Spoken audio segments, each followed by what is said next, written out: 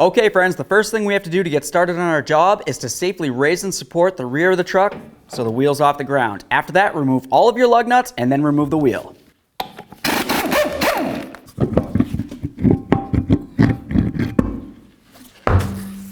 Now with the wheel off of there, the next thing that I'm going to want to do is come over here to where the flex hose mounting bolt's supposed to be. There's supposed to be a bolt that goes right into here. Ours is broken off obviously, so I'm going to have to go ahead and fix that later. But for you, go ahead and carefully remove it. After that's removed, let's go ahead and remove these two caliper bracket bolts. Before I remove those, I'm going to make sure I have a bungee cord handy. That way there, once I remove it, I can hang my caliper from it.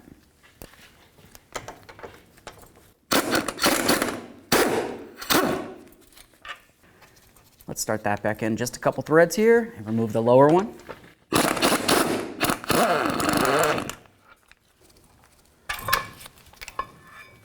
Carefully remove your caliper and hang it so it's putting no pressure on your flex hose.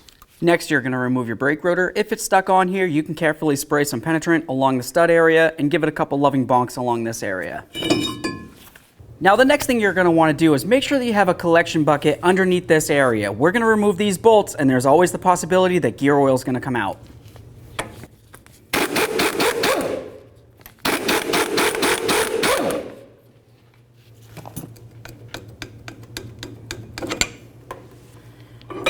Slide this out of here. Now the next thing we want to do is remove the nut that's located in here. You're going to notice that it's not a regular nut. It's something that you're going to have to use a tool that looks like this to get off of there. It has 4 prongs and they need to fit into those grooves.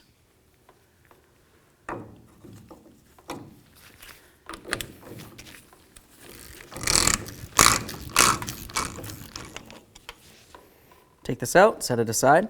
Now with that nut off of there, this is nice and loose. Let's continue on by pulling it off. Sometimes you're going to have to use a little bit of prying.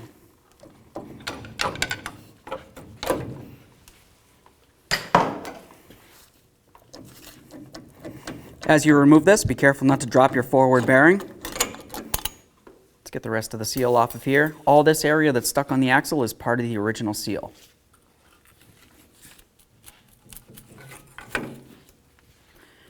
Let's just take a rag and put it in here for now.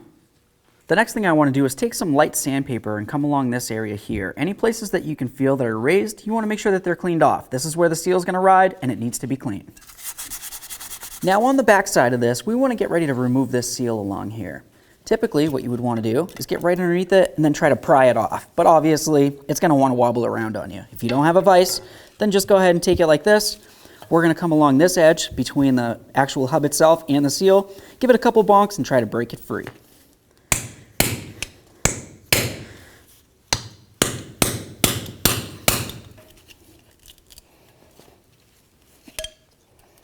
Grab this out of here. That's part of the seal.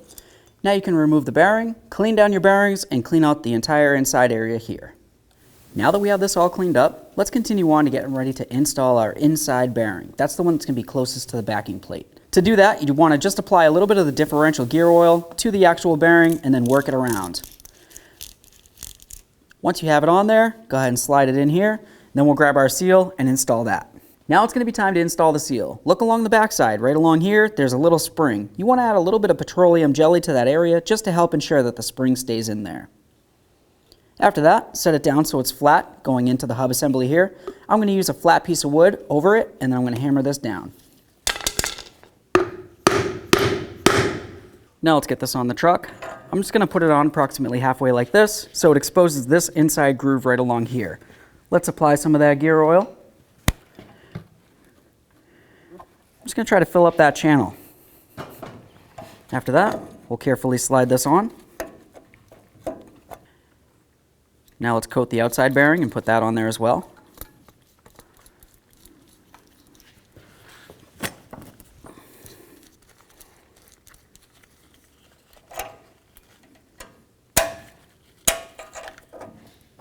Now we're going to take this. You're going to notice that it has a little piton. That needs to line up with the axle right there.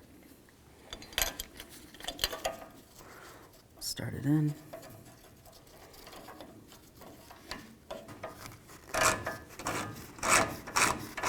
We're going to torque this to 60 foot-pounds. If you're using the original bearings, you're going to de-adjust it 7 clicks. If you're replacing the bearings and you have brand new bearings in here, torque it to 60 and then de-adjust it 5 clicks.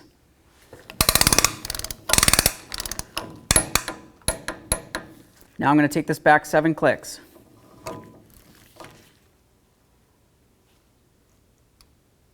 One, 2, 3, 4, 5, 6, 7. So now we're going to go ahead and clean up the axle. You're going to notice along this area here, you have a rubber O-ring. Make sure that that's in good condition and that it's clean. Once we get this cleaned up, we'll move along. Once the axle's clean, make sure you clean up these bolts as well. Get off all that blue thread locker, clean the threads, and then apply new blue thread locker.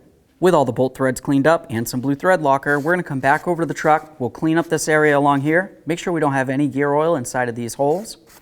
Grab the axle, slide it in, and start in the bolts.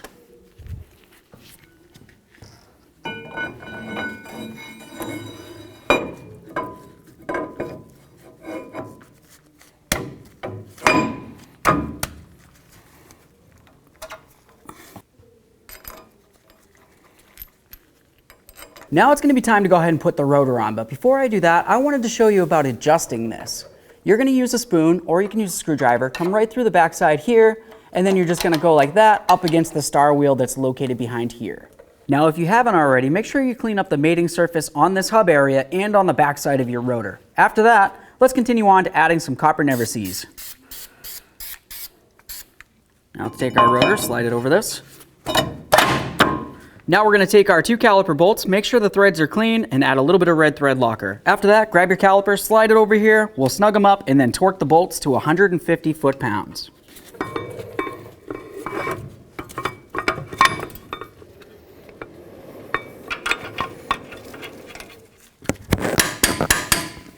Let's get the wheel up on here.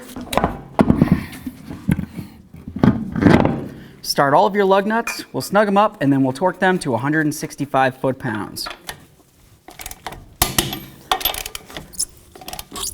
Now that we have the wheel torqued, let's continue on to tightening all of these bolts. We're going to torque these to 80 foot-pounds.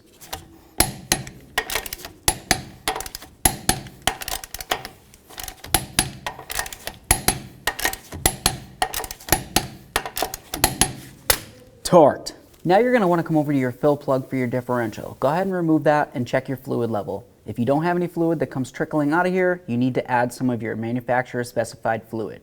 Okay, so now that we're sure that the differential fluid's full, we're going to continue on to jacking up one side of the differential. Essentially, if you did the right side, you want to make sure that you jack up the left side. That way their gear oil will make its way down through the axle tube, down to those bearings. Now at this point, I'm going to leave this for approximately 5 minutes and we'll let it do its thing. After that, we'll put it back down on the ground. If you're doing both sides, obviously tip it to the other side as well. Okay, so this has been sitting for a while now. I'm going to go ahead and lower it down safely. Now we'll just double check our fluid. We want to make sure that the gear oil's full. We're also going to get inside the truck, we'll pump up the brake, and then we'll take it for a road test.